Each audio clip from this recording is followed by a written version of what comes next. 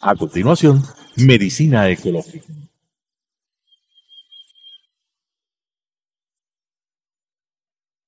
Clasificación A. Apto para todo público. Las opiniones vertidas en este espacio por la producción y dirección del programa son de exclusiva responsabilidad de sus autores y de quienes intervienen en ellos.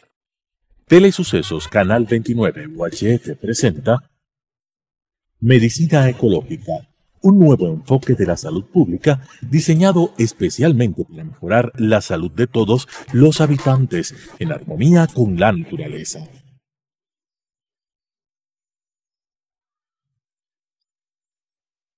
Con la conducción del Dr. Walter Mena Ordóñez. Medicina Ecológica.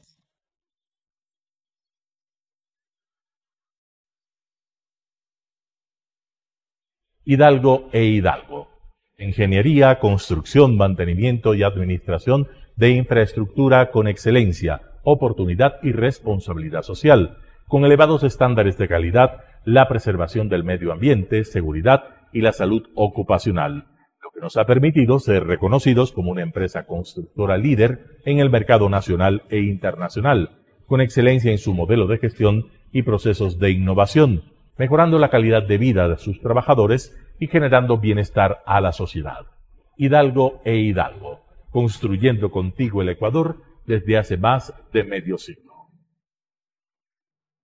Medicina ecológica. Amigos televidentes, es una enorme satisfacción continuar con nuestro programa Medicina Ecológica hacia un nuevo enfoque de la salud pública.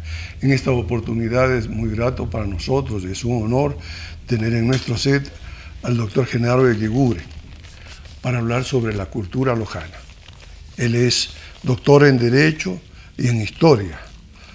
Tiene estudios de posgrado en la Universidad Andina, Harvard, Salamanca. Académico, docente de algunas universidades, autor de algunas obras históricas, destacamos en estas el gobierno de la Federación, el gobierno federal de Loja.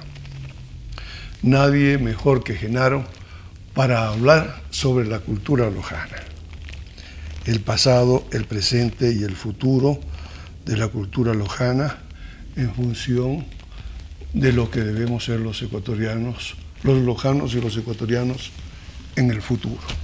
Bienvenido, mi estimado Genaro. Muchas gracias, Walter. Y comencemos con la primera pregunta. El pasado de la cultura lojana.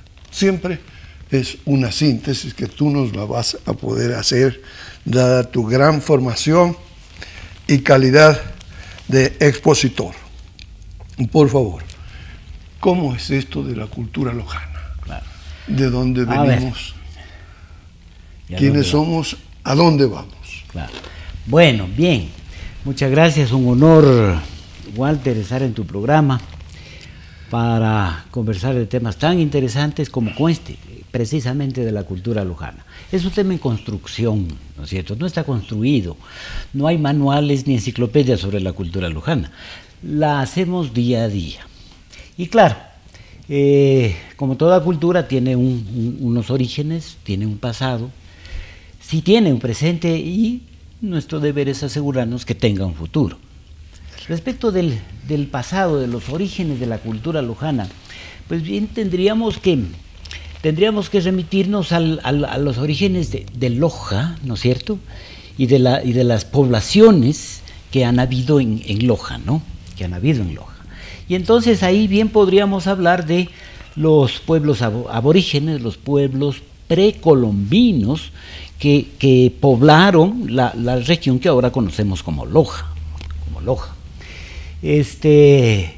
El principal, del que más se conoce es los paltas. Los paltas fueron una nacionalidad muy singular, que le tocó enfrentarse al arrasador empuje de los conquistadores incas, resistiéndose y preservando su propia identidad, que luego se mezcló, pero ya voluntariamente, ¿no es cierto?, más bien con la otra invasión, con la invasión que ya en Loja fue pacífica, ¿no es cierto?, de los españoles, los paltas. Pero recién habían llegado, como Mitimaes, un pueblo boliviano, y que se asentaron en el norte serrano de la provincia, que fueron los araguros, ¿no es cierto?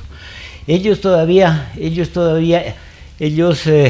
eran nuevos en la región, recién habían llegado pues castigados por no haberse sometido a todas las exigencias incas.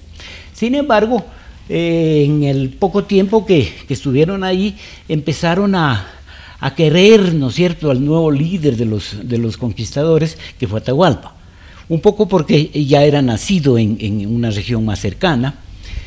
Y sí, ellos fueron los que en realidad cantaron el Taiti, Tuntaiti, Huachicuma. El anocheció en la mitad del día. Ellos fueron los que lloraron con ese ritmo, ¿no es cierto?, cuando supieron de la muerte de Atahualpa. Todos estos son elementos, son culturas, ¿no es cierto?, que los encontraron los españoles. Podríamos agregar también a los bracamoros. Los bracamoros estaban un poco más conectados con el oriente, pero también con occidente, ¿no? Y claro, los pueblos no conectados, que siempre se resistieron a incorporarse ni a los imperios precolombinos, ni a los colombinos, ni, ¿no?, a los españoles. Ni a los españoles. Con estos antecedentes de la cultura lojana en su vertiente indígena, diríamos, pasemos a otro aspecto sin duda de singular importancia, que últimamente lo hemos conocido en parte a través del gran trabajo que ha hecho ese lojano de corazón, como digo yo, José Carlos Arias. José Carlos Arias, en 7 tomos, ha hecho una síntesis de lo que fue Loja en los 300 años de vida colonial. ¿Qué nos puede decir? Así es. A ver,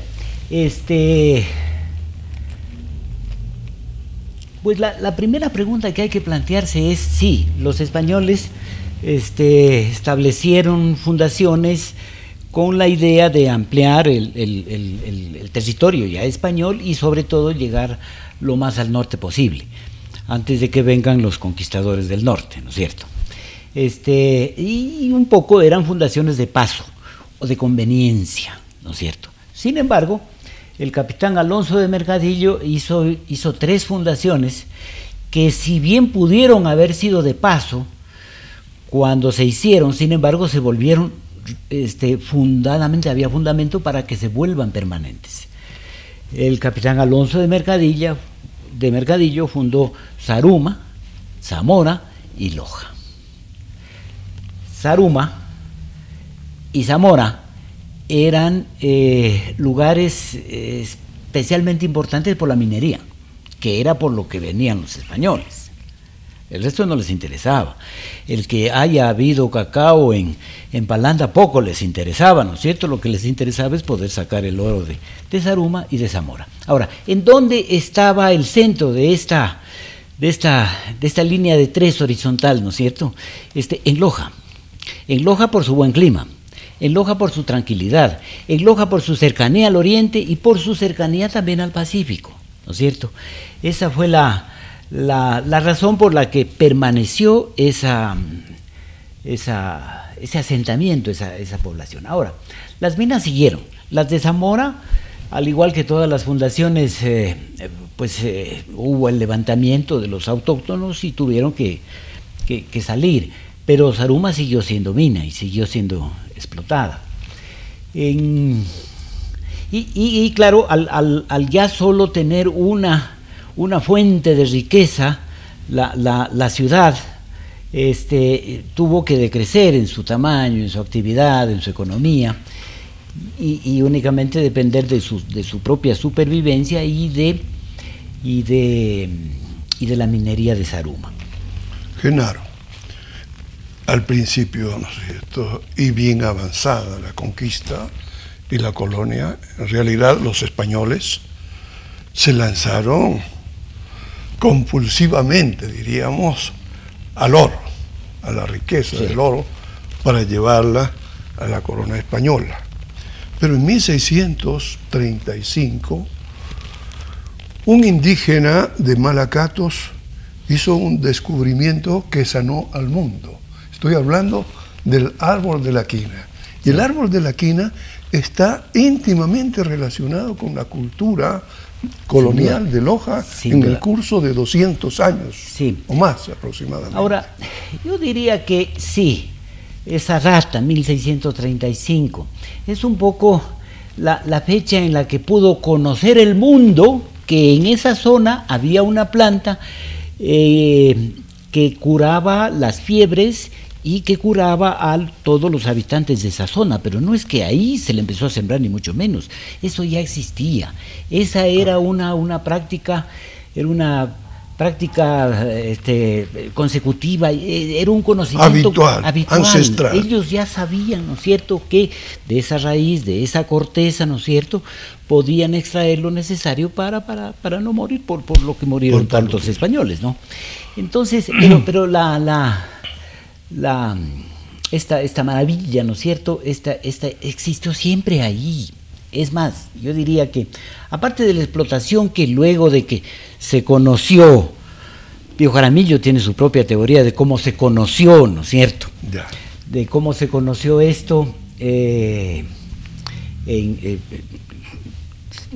salvándole la vida a la mujer del virrey del Perú. Del virrey. Y ahí empieza el reconocimiento de la importancia de eso para el propio reino español. Pero la quinina no solo había en Loja, había en los bosques serranos montanos de la Azuay y también del norte peruano. Si vemos el escudo del Perú, vamos a ver ahí la rama, ¿no es cierto?, una rama de esta planta milagrosa, de tal manera que para ellos también fue importante. Esta región, ¿no es cierto?, esta región montana del Imperio Español en los Andes, fue particularmente importante para el norte peruano actual, para Loja y para incluso el Azuay, precisamente por esto. Con una precisión, mi estimado Genaro, que viene desde Loja, desde el doctor Gustavo Samaniego, propietario de la Hacienda del Cristal en Cajanuma. Ha tenido la bondad de enviarnos 6 plántulas de la que descubrió, o más bien dicho, de la cinchona officinalis, como la bautizó Linneo, ¿no es cierto?, la que tiene más compuesto activo medicinal. Entonces, con esto quiero decir que si bien existen 33, según se nos ha indicado, variedades taxonómicamente descritas, pero esta que nos acaban de enviar y que va a estar en 6 partes especialmente establecidas de Quito, esta es la que tiene la mayor cantidad de cinchona, de compuesto activo, el compuesto terapéutico, que luego se convirtió pues en la sustancia activa que salvó al mundo, como se ha dicho. Mi estimado Genaro, dejemos acá porque el tiempo es corto, y yo quiero que tú te refieras con toda la autoridad que tienes a un hecho también importantísimo en la cultura de los lojanos, que es el gobierno federal de Loja. Es decir, de la colonia nos pasamos a la república. 1859-1861, ¿no? Sí. A ver, un tema que para mí siempre fue apasionante, ¿no es cierto? Y podríamos hacer un resumen de lo que ocurrió en el gobierno federal de Loja. Pero yo quisiera conectar la razón de la importancia en la colonia de Loja con este hecho. Fabuloso. Ahora, ¿cuál es la conexión? La conexión es la de que la región sur del Ecuador engrana tan perfectamente con el norte del Perú, que crea una cuenca, la del río Catamayo, ¿no es cierto?, que es la que permite la vía más corta, menos alta, para cruzar los Andes y estar ya cerca de los ríos navegables de la Amazonía, ¿no es cierto? De este eslabón, ¿no es cierto?, de este eslabón en donde parece que la cordillera de los Andes se inclina para dejar comunicación entre las áreas oceánicas. Hubo en realidad un interés del mariscal Castilla, entonces un presidente muy popular, ¿no es cierto?, y muy poderoso del Perú. Él estaba interesado en ejercer realmente el poder total de ambas orillas del Amazonas, y su conexión natural era entrando por la vía del río Catamayo. Entonces él fue el que fomentó la desunión. Él es el que mandó a un embajador con el pretexto de haber entregado tierras a los ingleses, declararle la guerra al Ecuador y fomentar el fraccionamiento del país para aprovechar eso y separarnos, ¿no? Habló con Mosquera, el presidente colombiano, y le dijo: mira, tú si quieres Quito te lo cedo, ¿no? Pero yo lo que quiero es ya ni siquiera Guayaquil, yo lo que quiero es Azuay y Loja. De tal manera que si quieres aquí firmamos este papel. Firmaron, ¿no es cierto?, un tratado atroz que ni siquiera el gobierno, el Congreso peruano lo aprobó, por lo irrito, por lo vergonzoso, ¿no es cierto?, y se retiró porque ya empezó a tener problemas internos. Entonces, finalmente esta naturaleza que siempre ha tenido pues la región, esta facilidad para sacar ese tesoro, ¿no es cierto?, que era la salud de la botica real, y podérsela llevar tan fácilmente siguiendo la cuenca del río Catamayo a Paita, y de Paita pues no iban al Perú, iba directamente a Cartagena para ir a España, ¿no? Pero de alguna manera este fraccionamiento provocado desde fuera, con los entusiasmos locales que nunca faltan, ¿no?, fue visto por una persona cuyo padre, nacido en España, ¿no es cierto?, Manuel Carrión Pinzano, cuyo padre había sido el tesorero de las minas reales de Potosí. El rey lo mandó a él para que le administre las minas, y luego lo envió a Loja. ¿Para qué lo envió a Loja? Lo envió a Loja para que se asegure que toda la quinina que podía salir vaya para la botica real, claro. Carrión Pinzano se dio cuenta de la maniobra,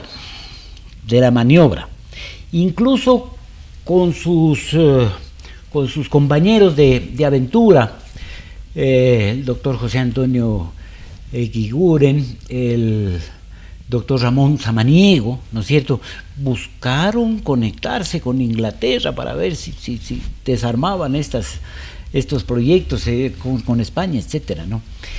Entonces, yo diría que tienen una conexión. La región que fue importante para la extracción de oro del Oriente y que después fue importante por la cascarilla, ¿no es cierto? De pronto se encuentra ante un evento en el que había un dictador que quería tener el control de eso, ¿no es en cierto? La República, ¿ya? En la República. 1800. En la República. 58, 1859. En la República. Entonces, qué formidable esta conexión que has hecho. Es que ¿no? hay esa Formidable. conexión. No hay esta como, conexión. No se puede pensar que eso fue porque fue. Me haces acordar de una frase extraordinaria que utiliza más o menos como guía, como hilo conductor, José Carlos Arias. Él dice, ¿qué es el futuro? Es el presente del pasado. Así es. Y tú lo estás explicando perfectamente, ¿no es cierto?, a través del oro, la quina y el natural deseo de poder que ya tenían pues nuestros coterráneos republicanos, ¿no? Pero el escenario es el que no se puede dejar de considerarlo nunca, ¿no es cierto?, es la cuenca del Catamayo. Es la vía, ¿no es cierto? Es la vía que puede unir los dos océanos, ¿no? Y de la manera más rápida posible. Y ahí yo quisiera hacerte notar una cosa que también creo que es importante, irla reconstruyendo, recuperando, ¿no es cierto? Es el hecho de que la región tiene varios pisos ecológicos, ¿no es cierto? Varios pisos ecológicos en los que se ubicaba la población. Y que eran unos pisos seguros para salir para el uno o para el otro lado. Eran unos pisos además muy sanos. Yo te diría, Sozoranga es uno de ellos. Sozoranga es el balcón del Pacífico, pues, ¿no es cierto? Tú en media hora estás cerca de llegar al Pacífico, ¿no es cierto? Y tiene un clima que permite la longevidad, un clima estable, las temperaturas no son extremas. Luego vas a San Pedro de la Bendita, otro piso, ¿no es cierto? Asimismo con una estabilidad de temperaturas impresionante, lleno de longevos. Y luego vas a Vilcabamba, ¿no es cierto? Y en Loja se quedaron algunos, pero que también disfrutan de esa estabilidad. Entonces, era un lugar además ideal para esconderse. Los que tenían origen judío seguían queriendo esconderse, ¿no es cierto?, de la persecución, de la Inquisición, y este escenario físico les ofrecía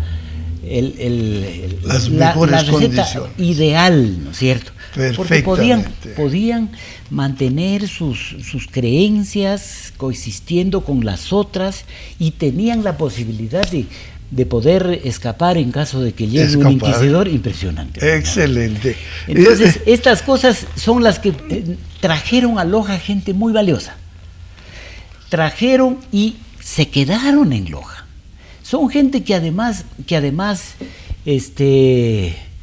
si pudiésemos haber rescatado las bibliotecas que tenían los habitantes en la colonia, en Loja, es impresionante, ¿no es cierto? Toda la literatura generada por la Revolución Francesa la tenían en Loja. Y era fácil el comercio con Barcelona, desde Piura. Exactamente, Paita, el puerto de Paita. Paita. No tenías que ir al Perú, tampoco a Guayaquil, que era Malsano, ¿no? Directamente. Mi estimado Genaro, has hecho una descripción magnífica realmente. Nos dicen que se ha terminado, ¿no es cierto?, nuestro tiempo, pero yo quisiera agradecerte enormemente por este aporte importantísimo que has hecho. Ya tendremos la oportunidad de conversar en otras oportunidades respecto de los elementos que configuran la cultura lojana. Por ahora me gustaría que tú me dijeras algo que también tiene mucho interés en términos de historia, ¿no es cierto? Pío Jaramillo Alvarado dice: García Moreno pudo tomarse Loja manu militare, lo dice exactamente, pero él prefirió conversar con los lojanos.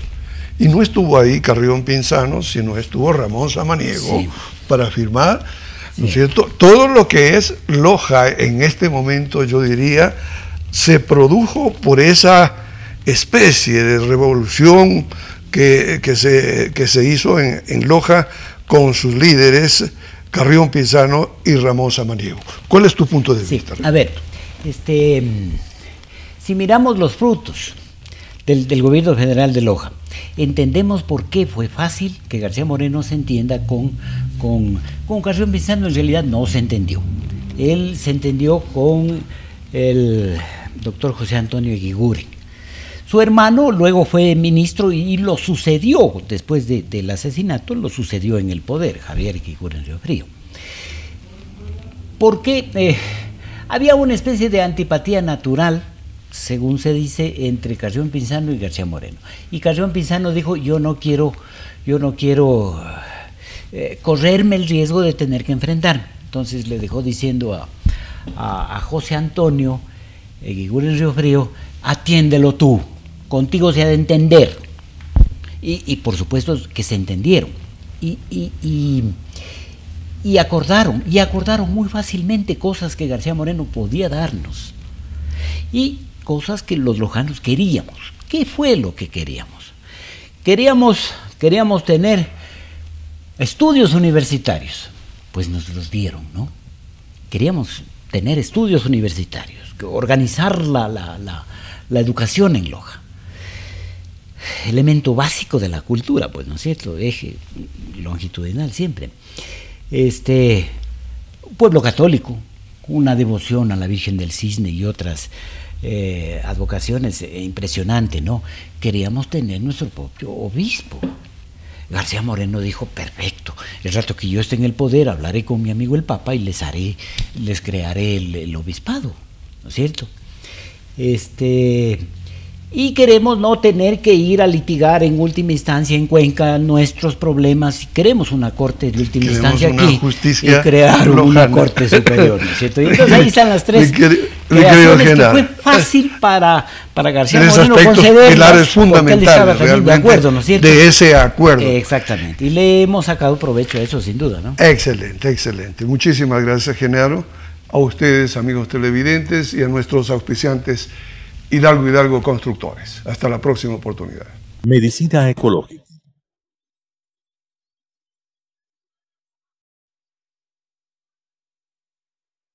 Hidalgo e Hidalgo.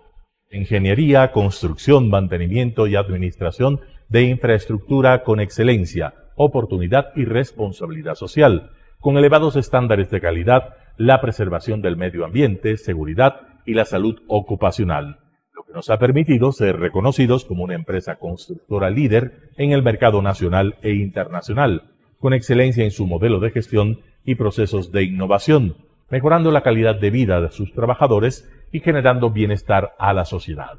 Hidalgo e Hidalgo, construyendo contigo el Ecuador desde hace más de medio siglo. Las opiniones vertidas en este espacio por la producción y dirección del programa son de exclusiva responsabilidad de sus autores y de quienes intervienen en ellos. Telesucesos Canal 29 UHF presentó Medicina Ecológica, un nuevo enfoque de la salud pública diseñado especialmente para mejorar la salud de todos los habitantes en armonía con la naturaleza.